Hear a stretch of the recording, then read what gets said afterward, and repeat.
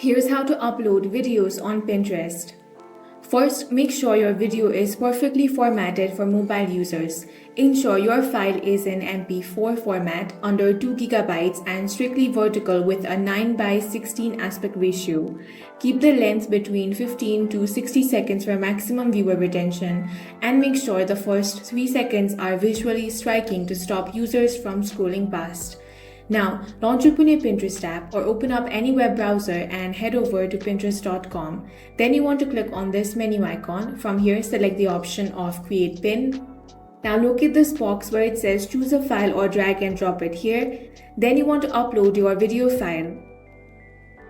While your video processes, choose a highly engaging cover image from the video timeline or upload a custom thumbnail that features clear, bold text overlay so users know exactly what the video is before even it autoplays.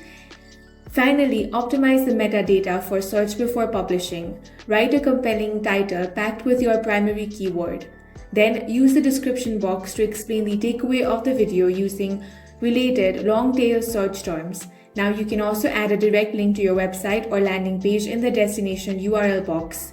Select the most relevant optimized board. Once that is done, you want to hit publish.